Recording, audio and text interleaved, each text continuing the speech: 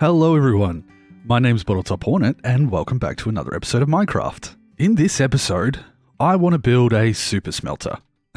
I've come over to this side, I've left it really rough for a very long time. And so what I want to do is tidy up this outside edge of this cliff, tidy up the villager breeder as well, and then on this cliff face here, punch out, as you can see, it's sort of like a nice flat area here. I want to punch out almost like a dock-themed boardwalk area that has a building on top of it. And in this section here, we have all of our... Whoa, a creeper must have blown up. Huh, I have no memory of that. But in here, we'll have all the mechanics part of things, where we add in our fuel sources, where we add in our items that we want to smelt, and it all goes out into the super smelter that's floating over the water just here. So, that way we can kind of connect up this part of the repository and the walkway into the base, nice and easy, make that look a little bit nicer too, and just hide all of these unfinished areas that are just sitting there. This is the top of the base, and so that's obviously not ideal. It's not the best look, and so I do want to clean that up, make it look a little bit nicer over this area, and get ourselves a super smelter in the process. So, couple of things. We need to work out the mechanics behind it. So I'm going to go get my redstone box, which actually, I've got a bunch of sandstone because I was doing some work in a live stream recently. Even though I was very unproductive, we started a little bit of work on the back of this mountain, but actually ended up playing in some hardcore. So I am now streaming on Twitch when I can and looking forward to continuing that and seeing what I can come up with. But that has nothing to do with the Let's Play. So I'm going to get myself set up over there with my redstone and we're going to go over the mechanics of what I want to set up, and then we'll probably pop into a time lapse and then come in afterwards and see what we've managed to create. So let's grab that redstone box, probably sleep for the night, may as well do it while we're here, and we'll head on over. Okay, so I realized what that is as I was flying back over here. I accidentally loaded the Let's Play world in 1.17 and didn't think much of it, so I quickly cancelled out of it and transferred back to 1.16. But apparently in the new update, path blocks are no longer made out of grass, or they have changed the identity of path blocks, so everywhere that I had a path up here has just disappeared. So all of this is now, all ruined. Maybe I even had something there. I don't know. It's a little bit confusing. Actually, that's probably Enderman. And then also over in my little animal sanctuary over here, I used paths for doing some detailing, and now,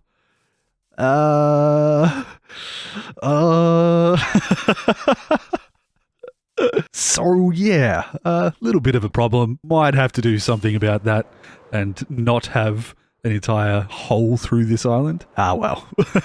I will deal with that in a moment. We can focus on doing what we're doing over here, which is setting up for the super smelter, and I'll just fix that up as I can. Right, so what I need is some rails, probably some redstone, some hoppers, and a piston, I believe. Yeah, maybe a lever. We'll work it out. So what I want to do is make a section where the rails that have the minecart on there, they come up, and then a piston, something like this, or I think it'd actually be up like that, and then, oh, wonderful, I have one block. So what happens is that pushes out, I think it doesn't hit any of this, but it stops the cart from coming back down. That might also be up. I'm going to have to look it up, but there is a way to make it so that it will come up to a chest that we have sitting up here, pick up as much as it needs to for a certain amount of time, and then it'll launch it back down. So let me put that together and show you how the mechanism works, and then we can maybe punch a hole out here and build the super smelter itself. Once we have the super smelter there and everything up and running, that way I can be sure that I don't have to add anything to it, and then we can build around it and encase it in a building. All right, so let's try out this mechanic here. So I'm going to try and do this from memory. I think I need a comparator. I'll make sure I have that. Got the piston, sticky piston actually. And I got this from an old Mumbo video where he just goes over some very basic redstone functionality. I'm just going to grab a couple of blocks because I need them for building. There we go. But essentially what this Essentially what this does is allows you to designate how many items you want to be in the hopper minecart itself. That way, once we set up the amount of furnaces that we want to use, I can work out how much it takes, and then I can make it so that the hopper minecart picks that up. So if I remember correctly, oops, something like this. What we want to do is have our minecart set up here. That one wants to be a redstone rail. And yeah, put a comparator into this one here. A block behind that with a redstone torch, like so. And then we put a sticky piston here so that that's pushed out with a block of glass on it. Now, hopefully when you push a button or a lever on this block here and have the minecart on there, well, I should get some iron and see if I can make a minecart. Oh, haha. That was a very interesting noise, if I do say so myself. Definitely going to do some work to spawn-proof this area a little bit around here when I clean it all up so that we don't have that problem. But let's just grab some iron. Well, oh, all of my... Oh no! Every single one of my... I really did a number on my world when I accidentally updated to 1.17. Damn! Well, looks like we're going to have to reorganize all of our item frames and whatnot around here. Oh, whoops. At least I sort of remember where everything was. So, wonderful. We have ourselves a hopper minecart. What a pain. Oh no. Oh no.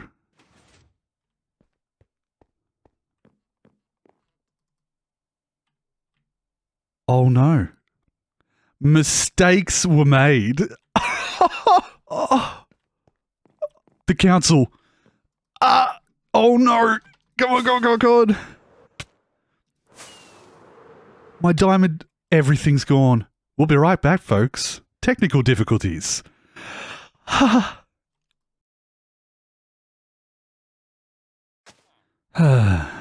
Welcome back, folks.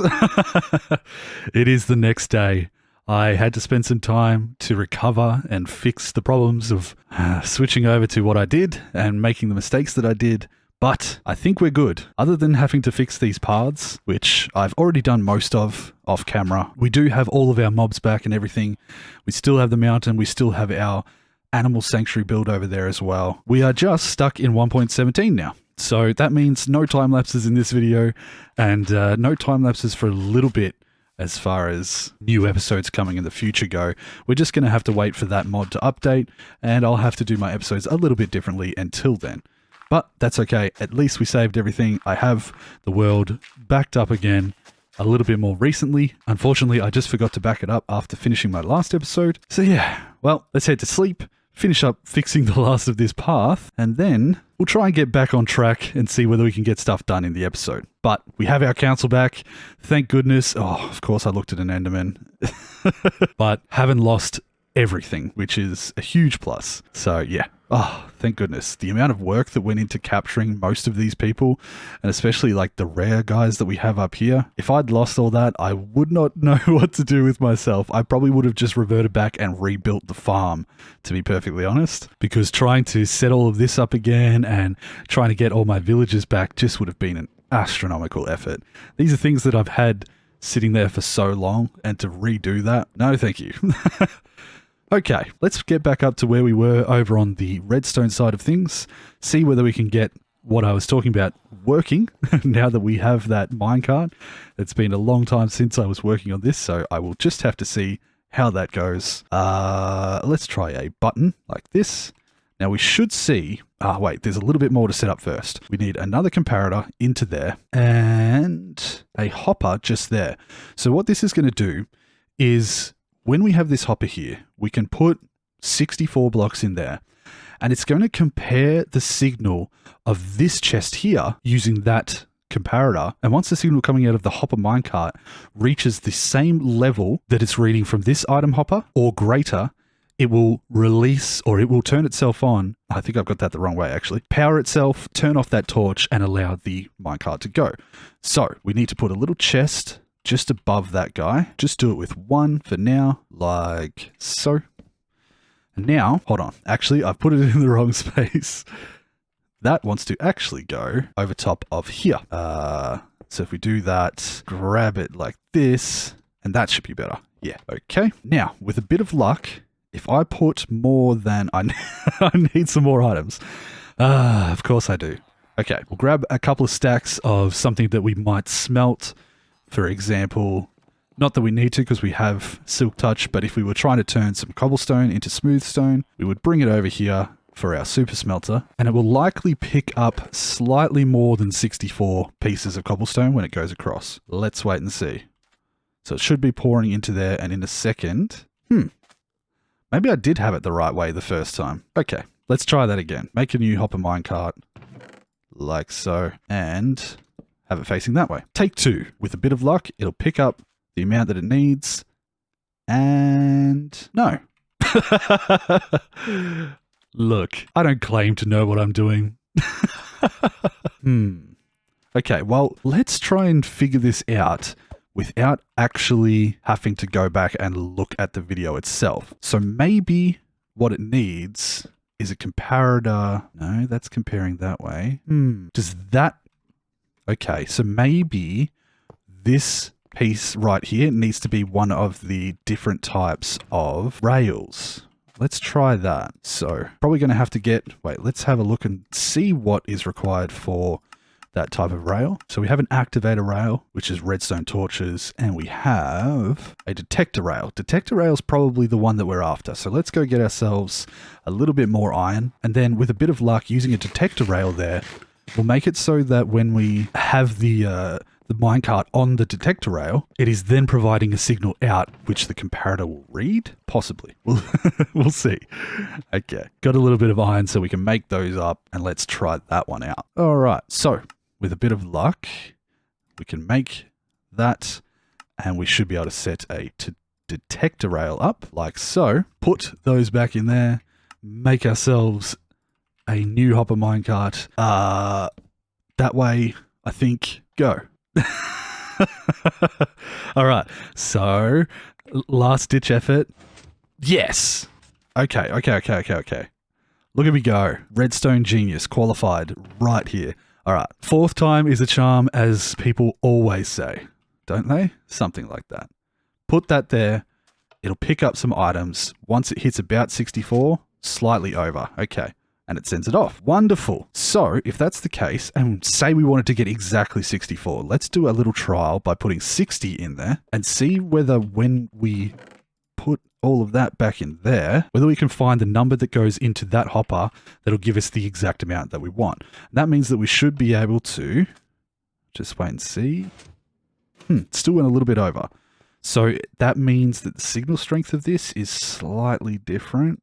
Let's try 54. But with a bit of trial and error, we should be able to set it up so that it matches what we want by using a slightly different number in there. Everything should flow beautifully. So we'll try that one more time. No. Okay. Let me do a little bit of trial and error, see whether I can get a more accurate just 64. Even though 64 is not necessarily how much we're going to use, we might go for a 32. So yeah, actually I'll aim for 32, see whether I can get it to draw that amount so that I know the number that I need to use, and then I'll pop back in and let you guys know. But we got the system working. That is the correct setup for the redstone itself. We just had to use a detector rail there. Good to know. Okay, I'll be right back.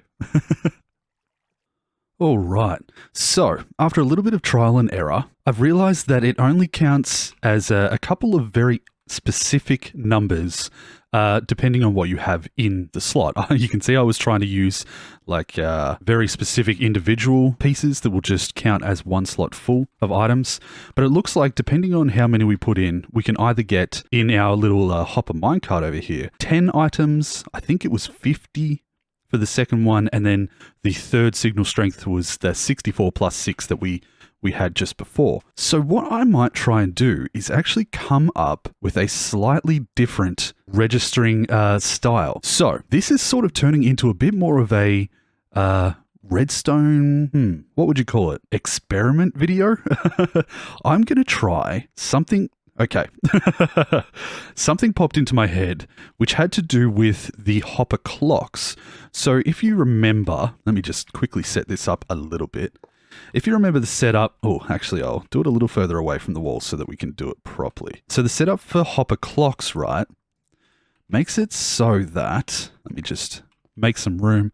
It makes it so that when you have items traveling through, you can send items through to one side, and when that one is empty, the signal will change over. My idea is, instead of using a hopper minecart, use a hopper and a chest minecart, and the speed of the hopper that removes items from our chest will also match the speed with which these hoppers will, or these hoppers more, will swap their items over, and we might be able to synchronize it so that when one hopper removes all of its items, it releases the chest here, that goes off, and then while it's doing its thing, going around and placing items in the super smelter system, this will be transferring back across, and by the time the chest cart makes it back and sits itself back in this position, if it is receiving items, then we will set up a clock to make that work as well. Maybe.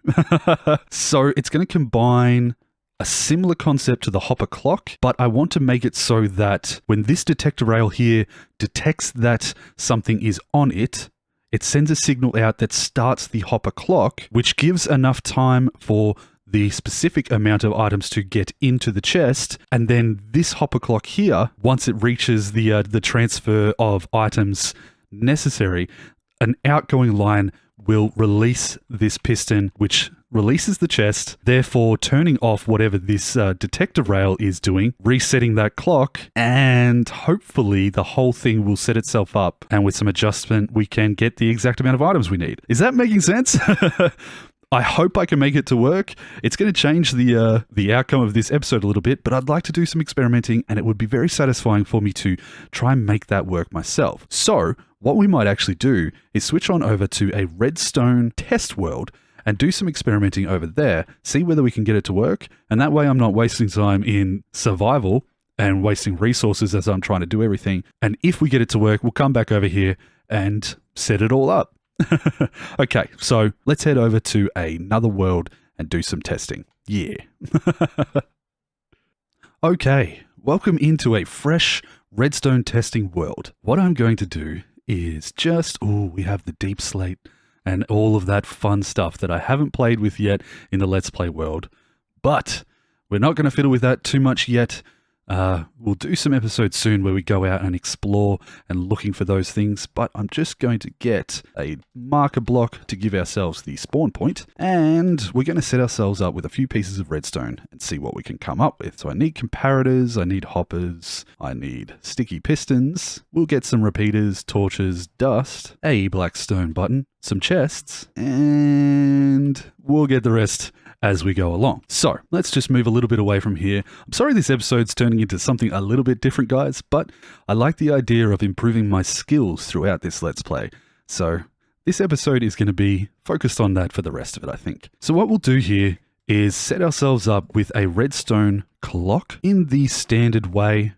I will use a nice smooth quartz block as my redstone requirements. And if I can remember how to do it, we need this and this, but it might be slightly different actually. Okay, so we have the need of a detector rail and some normal rails, and then a chest minecart. So let's set this up here like so. In fact, we should set it up so that we have it like we have it in the Let's Play world, where it comes across and it stops because of that. So something like this. What we want to do is have our sticky piston there like that, activated, and a little block of glass or something in its way that stops the minecart. Wonderful. So if we do this, put that on there, the minecart should come down. As you can see, it is turning on that rail.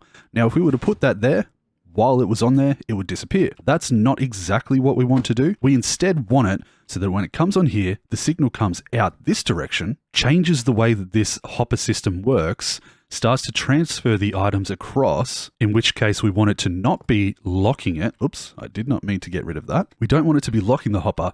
We want this signal to be constantly on, which means, if I remember my old school stuff, yes.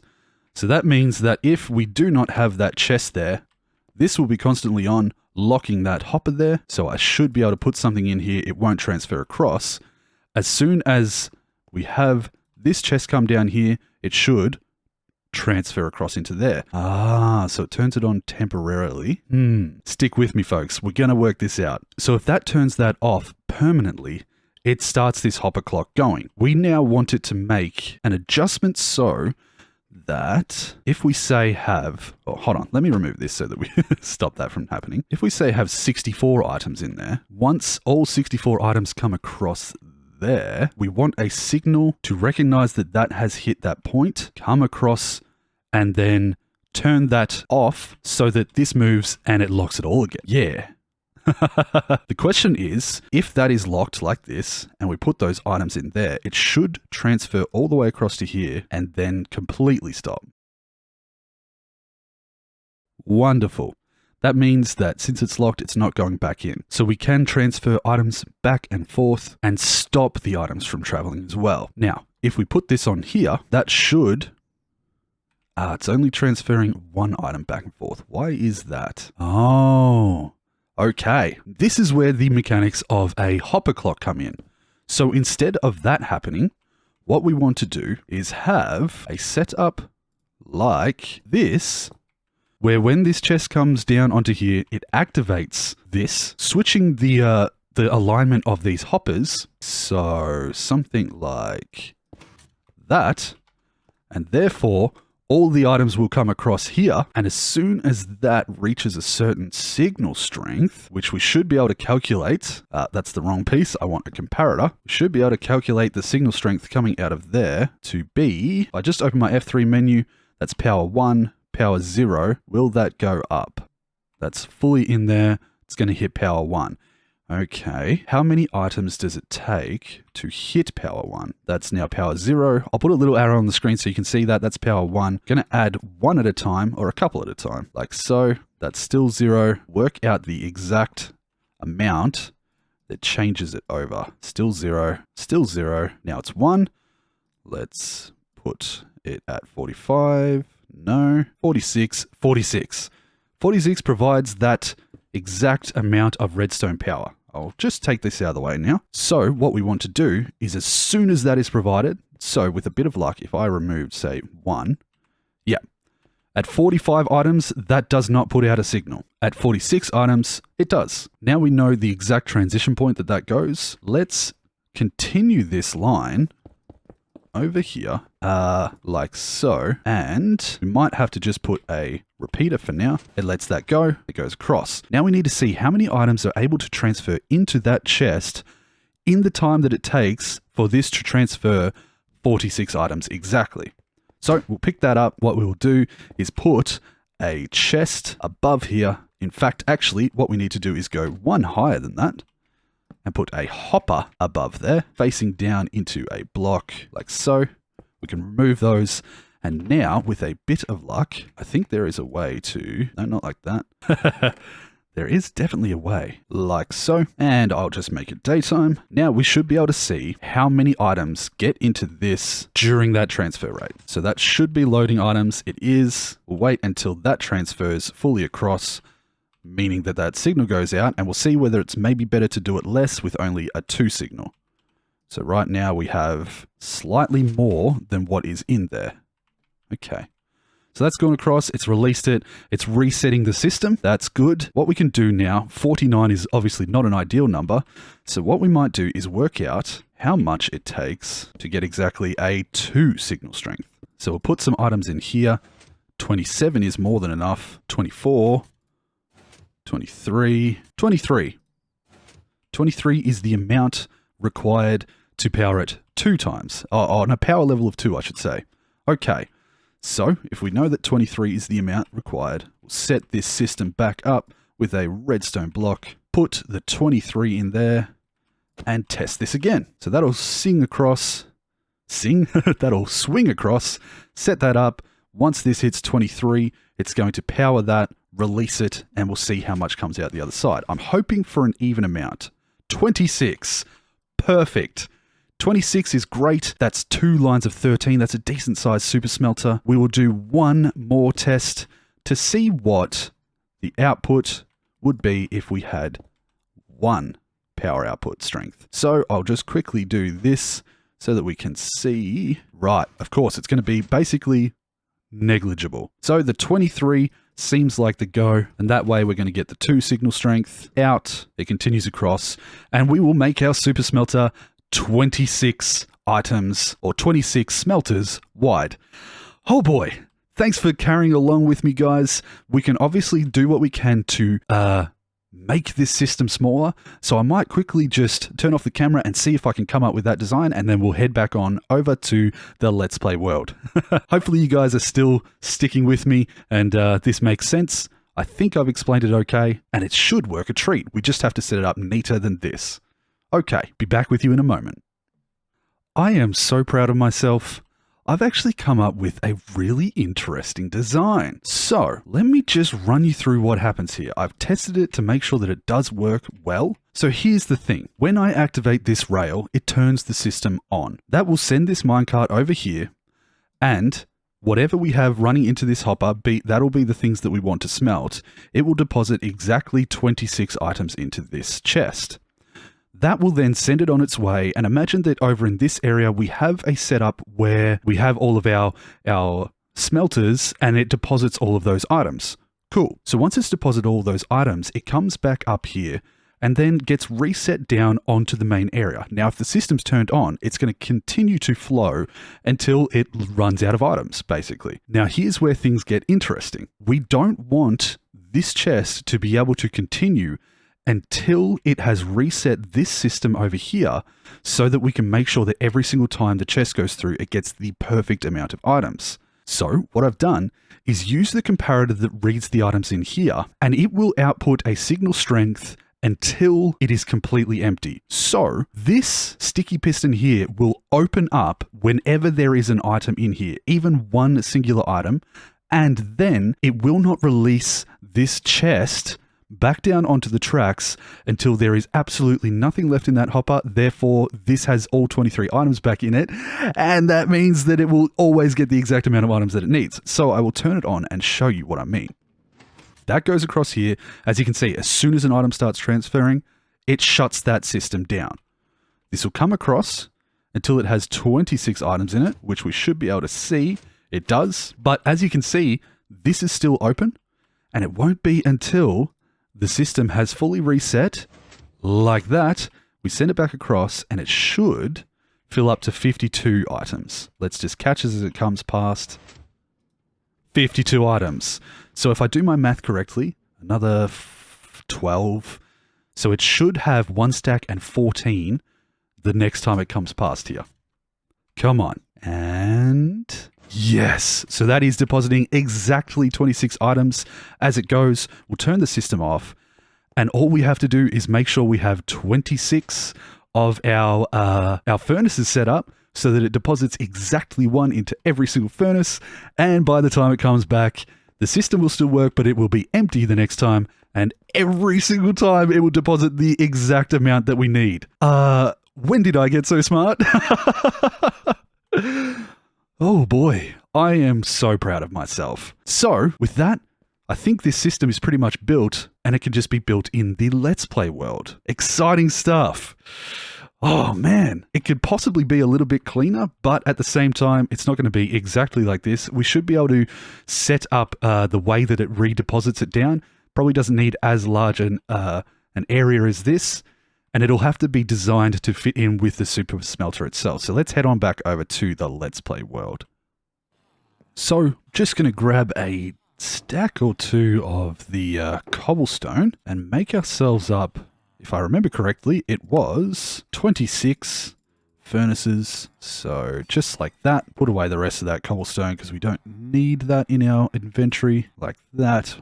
Put that away later. But now we can go over to, oh, look at that sneaky up there. Still have some work to do with setting this up a little bit better for spawn proofing. But while we have everything that is available and we know what we need to do, we have the systems that we want worked out, and we can start to punch our way out this direction. Unfortunately, this episode has gone a little long with my working out the processes and working out my setup. We're already at a point where I'm probably just going to have to leave the episode here and get into it in the next episode, making the super smelter itself. So sorry about that, guys. we'll get into the next episode by making that super smelter and trying to build a nice building up around it, make it look really nice, and also transfer the bamboo from down in our repository area, down the bottom, that we're getting from these farms over here, and we'll try and hook that up to the fuel line.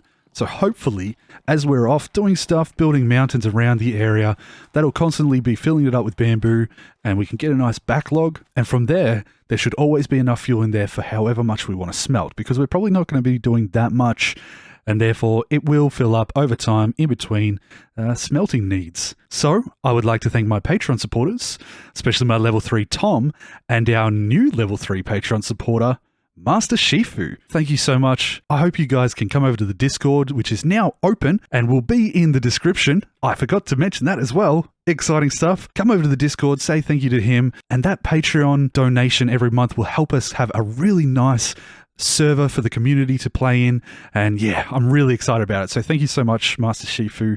I love the Kung Fu Panda reference, and thank you, Tom, as well as the rest of my Patreon supporters. I appreciate you all. Thank you so much. I've also started streaming on Twitch and having a blast doing it so far. So if you're interested in checking that out, I'll be streaming Mondays, Wednesdays, and Friday nights at 7 p.m. Australian Eastern Standard Time, and Saturdays at 12 p.m. Australian Eastern Standard Time. With that, I think we're about done. I know we didn't really achieve a lot this episode, but I did have those problems at the start where I accidentally corrupted some things in the world. Glad we got that fixed and we can move on. So until the next episode or until the next stream, I hope you guys take care of yourselves, and I'll see you in the next one. I'm pretty proud of myself for that redstone. Yeah. Okay, guys, take care, and I'll see you later. Bye!